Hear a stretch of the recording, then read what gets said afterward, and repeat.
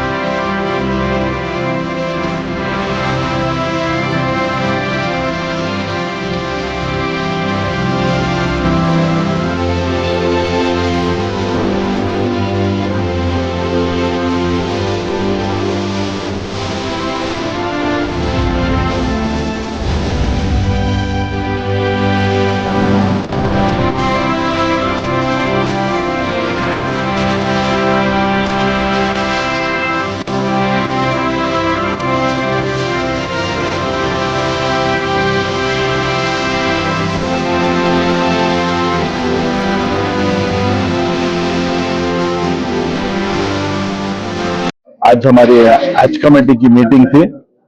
बिस्मिल्लाहिर्रहमानिर्रहीम। बिस्मिल्लाहिर्रहमानिर्रहीम। आज हमारी हज कमेटी की मीटिंग रही। अल्हम्दुलिल्लाह हमारे पूरे मेंबर्स शिरकत किए और हमारे बिलखुसूस हमारे वक्फ बोर्ड के चेयरमैन साहब भी आज हमारी मीटिंग में शिरकत किए। अल्हम्दुलिल्लाह मीटिंग में पूरे जो हमारे मंगलूर हज है उसके बारे में डिस्कशन हो गया है। जो 20 तारीख को होना था वो थोड़ा पोस्टपोन हो गया और इंशाल्लाह गुलबर्गा में भी हमारा हज आने वाला है, उसके बारे में डिस्कशन हो गया। और हज 2025 जो अल्हम्दुलिल्लाह बहुत कामयाब रहा, उसके बारे में इन डिटेल्स डिस्कशन हो गए।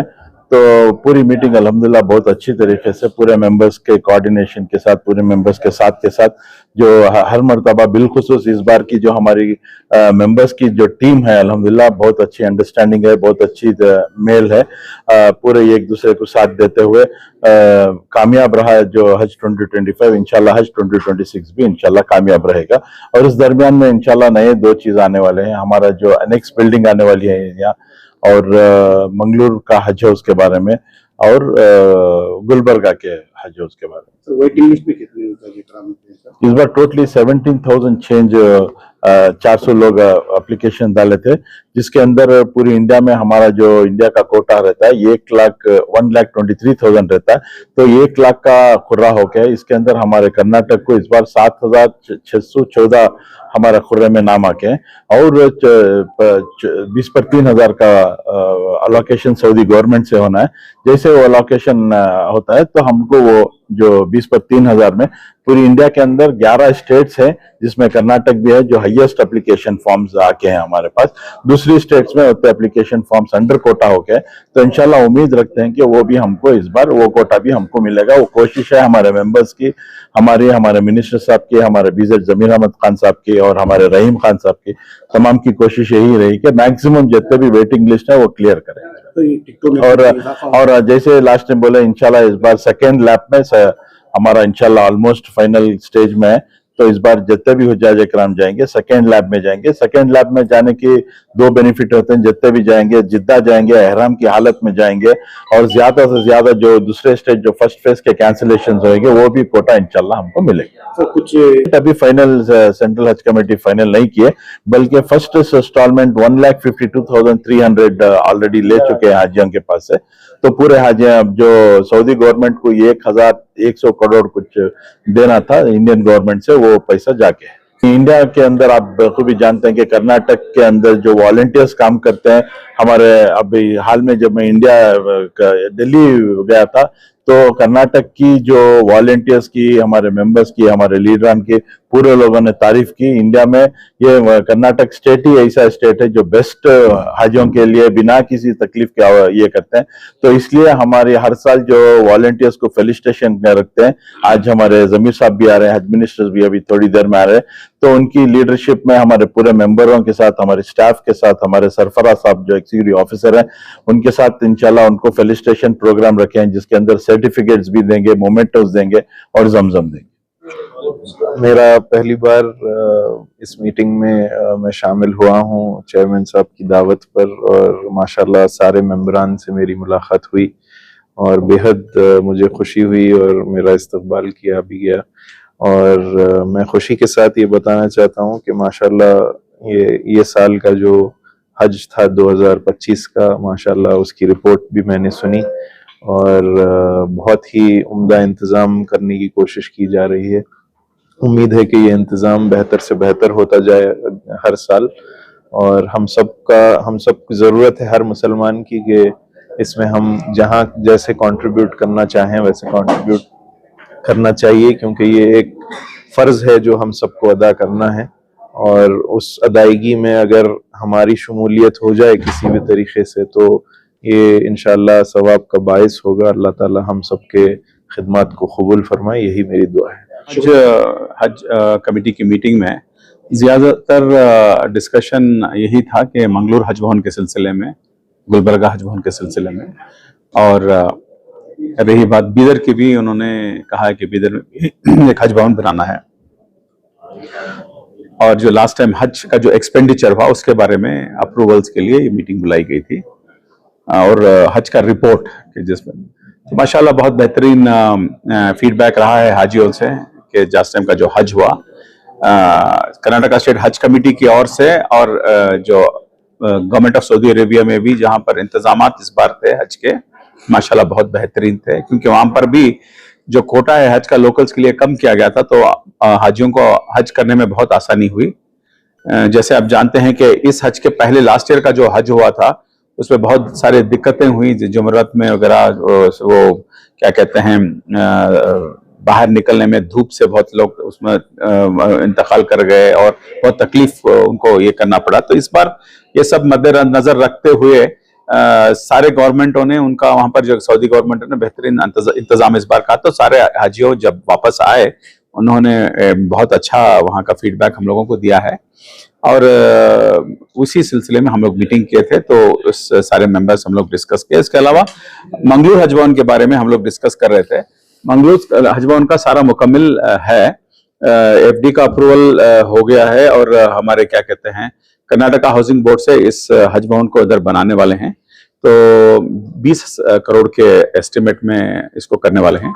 साथ ही साथ गुलबर्गा को भी 20 करोड़ के एस्टिमेट में करने का ये फर्स्ट फेज में करने का ये है प्लान है गवर्नमेंट का। तो ये हमारे बीजेड जमीर अहमद खान साहब माइनॉरिटी वेलफेयर मिनिस्टर और हमारे हज मिनिस्टर रहीम खान साहब दोनों मिलके हज कमेटी के फंड्स और बीडीपी से थोड़ा फंड्स देके बेहतरीन इंतजाम करें, जहाँ के हज के साथ दूसरे जो माइनॉरिटी के अच्छे प्रोग्राम्स हो, जैसे कि यहाँ पर है हज भवन जो है 365 डेज है चल रहा है हज के सिवा।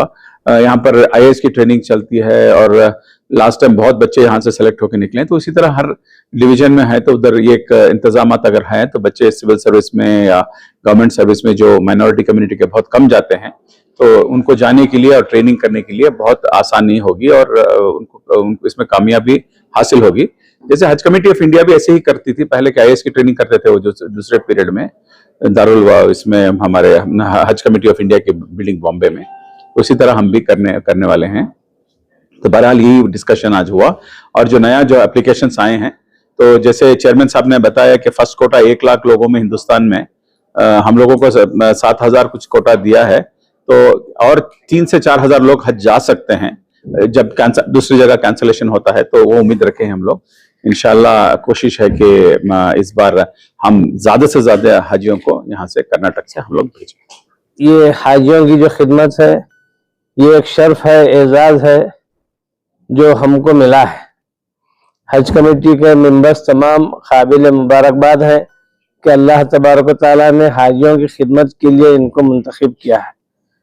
तो मैं सभी की जानिब से तमाम हाजियों से इस बात की गुजारिश करूँगा कि आपकी खिदमत के बदले में हम सिर्फ आप लोगों की दुआएं चाहते हैं और आप तमाम लोग हमें दुआओं से नवाजें।